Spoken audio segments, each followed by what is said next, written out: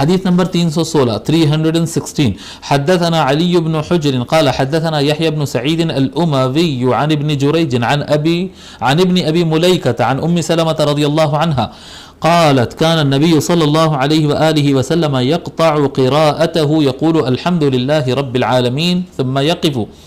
حضرت ام سلمہ رضی اللہ تعالی عنہا ام المؤمنین روایت فرماتی ہیں کہ نبی اکرم صلی اللہ علیہ وآلہ وسلم جب تلاوت کرتے تھے تو اپنی تلاوت کو بیچ میں کٹ کرتے تھے، یعنی رکتے تھے.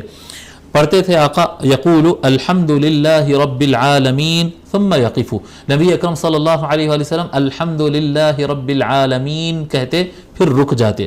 ثم یقول الرحمن الرحیم ثم یقف، نبی اکرم صلی اللہ علیہ وسلم پھر الرحمن الرحیم پڑھتے اور رک جاتے، وقف کرتے.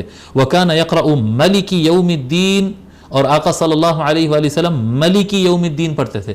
مالکی یوم الدین بھی ایک تلاوت ہے، ملکی یوم الدین بھی ایک تلاوت ہے. جیسا کہ آپ جانتے ہیں قراءتیں مختلف ہوتی ہیں، پڑھنے کے جو ڈھنگ رہتے ہیں حرکات اور تجوید کے اعتبار سے کئی مقامات پر فرق آتا ہے، کئی جگہوں پر حروف بھی تبدیل ہوتے ہیں، حروف بھی تبدیل ہوتے ہیں. یہ فن قراءت ہوتے ہیں، اس کے ایکسپرٹ ہوتے ہیں، ماہرین ہوتے ہیں. نبی اکرم صلی اللہ علیہ وآلہ وسلم کے زمانے سے لے کے آج تک اور قیامت تک یہ ماہرین رہیں گے. نبی اکرم صلی اللہ علیہ وآلہ وسلم فرمائے انزل القرآن علی سبعۃ احرف. حضور صلی اللہ علیہ وسلم نے فرمایا قرآن کریم 7 لہجوں میں نازل ہوا ہے. تو 7 الگ الگ ڈھنگ ہے، اور روایتیں 10 کی بھی روایتیں بھی ملتی ہے.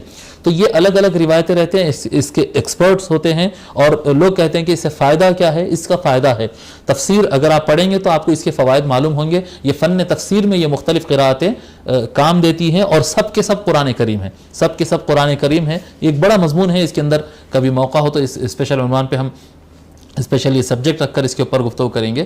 بہرحال مالکی یوم الدین بھی پڑھتے ہیں، ملکی یوم الدین بھی پڑھتے ہیں. تو نبی اکرم صلی اللہ علیہ وآلہ وسلم اس طرح سے بھی پڑھے، اور حضور صلی اللہ علیہ وآلہ وسلم رک رک کر پڑھتے تھے. یعنی ایک بڑی سانس کھینچ کے جتنا سانس میں پڑھ سکتے اتنا پڑھ دیے، پھر رکے، پھر اس کے بعد ایک بڑی سانس کھینچ دیے. ایسا نہیں کرتے تھے نبی اکرم صلی اللہ علیہ وآلہ وسلم. اطمینان سے پڑھتے تھے، جہاں جہاں وقت ممکن ہوتا، جہاں جہاں آیت ہوتی، حضور صلی اللہ علیہ وآلہ وسلم روکتے ہوئے پڑھتے ہوئے چلتے ہیں.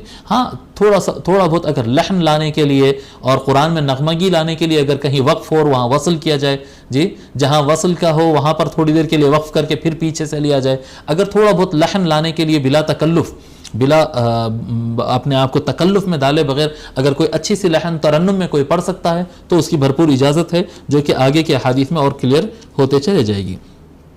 ٹھیک ہے. حدیث نمبر